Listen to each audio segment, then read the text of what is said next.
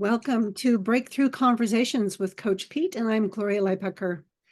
Today we're going to be talking about something that's a little bit somber for most of us, and but it's something that can really be alive, and that is how do we, as human beings, how do we move through our grief? How do we actually mourn our losses, and how important it is to take time to do that?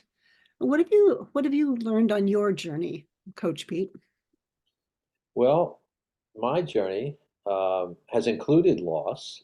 I don't Mm, think you can live a life without loss, can you? I don't think so. mm, And No. everybody's experience with loss and grief is different. It's unique, it's individual. For example, in my personal life, I lost my older brother 47 years ago when he was 30 years old. And so that's a loss that is kind of out of sequence, you know? You think of like the natural order of things, eventually you lose your parents, definitely your grandparents, great grandparents, grandparents, parents. That's kind of the natural order of things. Not that it makes it easy, Yeah. because loss is still very personal and it is powerful. But when you lose somebody young, um, it can have, I can't say always because everybody's different, but it can have a lasting effect. And I know that's been the case with me and my brother. I Mm. think of my brother, I used to say this, and it's true. I thought of him every single day for 25 years after he passed away. And then it stopped every day. So now it's like 4 or 5 times a week. So it's almost every day, but not quite. But so I use that each time I think of him, it has an effect on me. And it's actually a positive effect for me. This is how it works for me. I can't say anybody else, but I'll have kind of an existential moment with him and with life because I'll think about him. His name was Rick, or Ricky, we called him when he was young. I think of Rick, and it makes me sad, even 47 years later.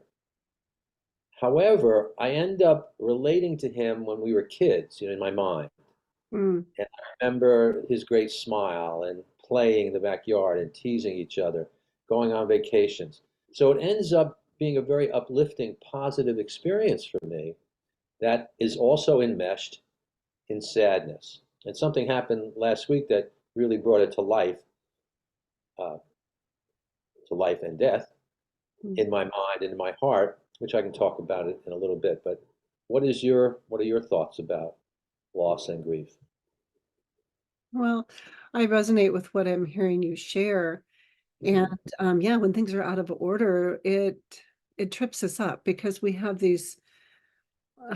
assumptions that we make in our lives. And when things don't go predictably the way that we believe they are supposed to, it upsets our apple carts. But I also resonate with that. My two oldest grandchildren are no longer with us, and that's really out of order. And Wow. so, yeah, and they died in their early 20s. And so it's a sad thing. I have a picture that I keep above my desk here, so I think about them every single day. And there's many gifts that they brought to this world that without their spirits, I wouldn't have had that experience myself. And so I do believe, in my experience, as human beings, we need one another in order to actually grieve our losses. It's not something we do in solitary confinement. It's something we share in our humanity, and that is how we can begin to navigate those waters, you know? Yeah. So, wow. Yes, all that's true. It's true in my experience and some of my coaching clients that have experienced loss. It keeps coming up. And last week I had this situation which brought it up again. I got an email from my brother Rick's widow back east. And we keep in touch lightly over the years. I mean, it is 47 years, but we do keep in touch. He sent a very sweet email telling me that that day last week was their 51st wedding anniversary. Oh, wow. And it brought up all these feelings for her. And she said she was just looking at old pictures and how young they were. And I'm reading this. This is again, she's East Coast, I'm West Coast, 3 hours difference. I'm just waking up to this email. I'm still in bed and I'm looking at my phone. I'm reading this email and I started to weep. And I have learned how to cry. I mean, I get tears, but I don't normally weep like a lot of men. I'm used to keeping it in, and I wept. Mm, And it was such a sweet feeling for me. I mm. actually got up, saw my wife in the living room drinking her cup of coffee. I shared it with her, and I wept embracing her. So, what you said about connection is really, really important. It's so much better when you have feelings of sadness about loss. If you can share it, it's so much better. And you know, it's a lesson for everybody. And we do need to connect. And it is a natural feeling, this feeling of loss and grief. And I know that, he is with me and will be with me as long as I'm on this earth. And that's comforting. And I reached out to my younger brother and we shared feelings about it. He got the same email. So it doesn't go away. Sometimes we push it down and ignore it, but those feelings are there, and it's important to allow them expression. And if Yeah. you can connect with other people, it's even better.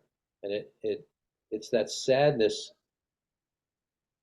that we share with other people because everybody has sadness in their life. So anyhow, I'm going on and on, but it, Yeah. it it's a powerful opportunity to celebrate your life, your gratitude for being alive, and remembering those that we love that are lost. Yeah, we miss them. And it's important to acknowledge the truth. And when we take time to acknowledge the truth, it frees us up to actually live our life and to make the difference in the lives of others that we want to be present with. And nothing can separate us from love. The energy of love is profound and it's eternal. And so I'm really grateful for that truth as well. Thank you for this conversation. It's really been deeply meaningful to me. Thank you for connecting.